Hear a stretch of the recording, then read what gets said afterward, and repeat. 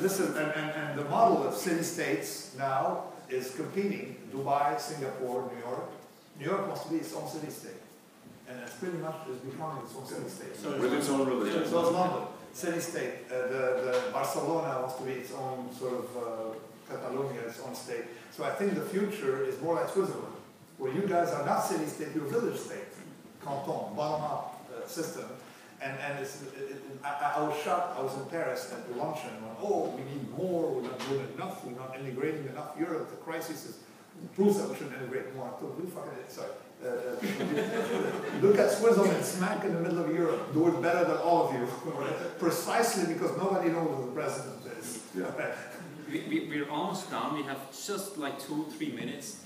How should we act now in this crisis? Let's get back from, let's take the big utopia back to present day. We are all consumers, producers, actors here on the stage, on the economic stage. How should we act? What are a couple of things you would give us on the way home for a couple of tips how we should act in the coming weeks, months, years? To my mind, the biggest risk at the moment is not that the huge structures, utopian structures that have been created, collapse. That's not the biggest risk. The biggest risk is that they don't collapse for a long time.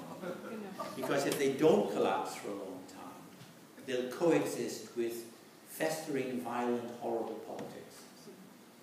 In other words, if you have large populations trapped in institutions they can't get out of, whether or not they were complicit in guilt with benefiting from them or creating from them, then we have the classical European situation for demonic politics, which involves picking on minorities, immigrants, gays, Jews, gypsies and others, picking on them, people, foreigners and so on, and targeting them as, scapegoating them as the enemies.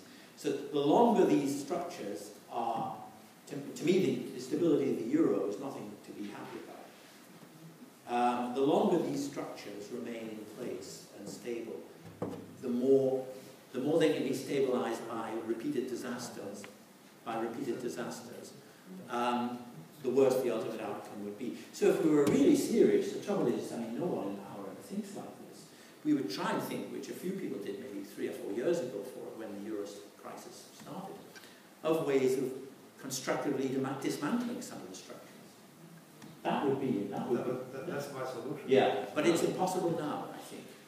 It's impossible now, because we're now in a situation in which everything has been done repeatedly at enormous cost in Greece and then in Cyprus and then in Spain, and then to keep the show on the road, this unviable show on the road, so that when it does break down, which might be 1 year, 3 years, 5 years, 10 years, 20 years from now, there'll be an enormous amount of poison in the system by the time it collapses.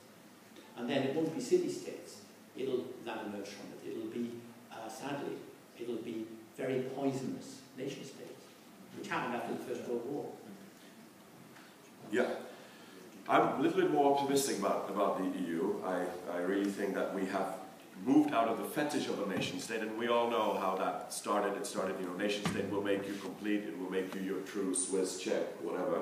And then, of course, it ended up, you have to give your life in order for the state, or the notion of a state to survive. And, you know, just think of our reaction to Greece. I mean, if Greece bankruptcy or Hungarian bankruptcy or Irish bankruptcy, for that matter, happened 100 years ago, we would be talking about how to attack these countries. It would be a cause of joy for many nations that another neighboring nation is on its knees, and we would immediately go and launch an attack. We are trying to help them. We don't know how to help them. That's not the topic of today. But we sincerely wish them well. And one final comment. We do. I mean, we would be happier if Greek economy went up. And now, my last comment about the fragility, and I really appreciate the point of the anti-fragility, and that's exactly not to try to make the system, to fortify the system, but how to allow the system to repeatedly break down without death, ideally. So in this way, the year of Jubilee was a good example of anti-fragility, because something that we fear today, forgiveness of debts, is a nightmare to us.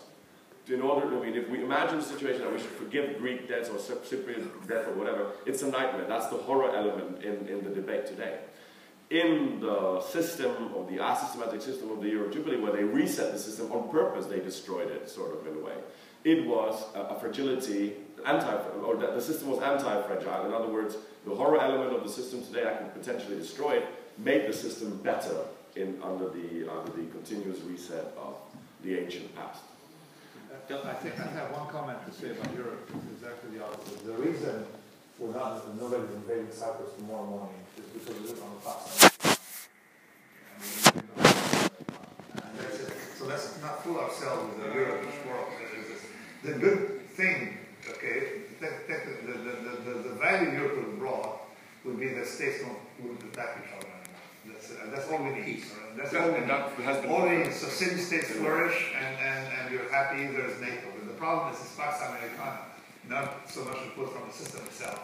And I think that you should let cities and places go free, let them do what they want, not have a bureaucrat and Brussels was increased. I've been in Brussels a few times, and I think that except from the rain, I don't know, it makes me depressed. But I come out of Brussels, it takes me a week to recover. And I'm usually very jovial all the time. See, I need to go to a place like Rome after that to recover. Brussels is not here. Can I give one historical comment? I think it could even be the case. Far from me, I hate nationalism, I hate the nation state. But it's not the worst thing in the world, always. It may be a fetish, but the fetish of turning Europe into a nation state, which is what originally the Europe project was about, is worse. Because what it overlooks is, I mean, if you go back to the late 1940s and read what the people who invented the project said, we want to be like America. They forgot about the Civil War. The dollar didn't become the national currency till the Civil War. The first central bank was near 1913, 1913, I think, at the time of the First World War. And also throughout the 19th century and early 20th century, there was a very long, coercive and repressive process of nation building, in which people in schoolyards, Chinese people, when I went to China and spoke to the people who run one of the Chinese high schools that have been around for 100 years, said, why did you create the high school? They said, because when we created the high school, the private high school, Chinese children couldn't speak Chinese in the schoolyard. They all had to speak English, otherwise they were punished. So you have 100 years of nation. The idea that that can be done in Europe in 10 years without a civil war, in a continent which already contains nation states and national governments, is a complete fantasy. But it's happening in one way, and it's a better way than the American way, I would say, because we got not to the perfect, but we got to what Americans without exactly the civil war, and that I think is a benefit. Well, we haven't got anywhere near because there's no substance.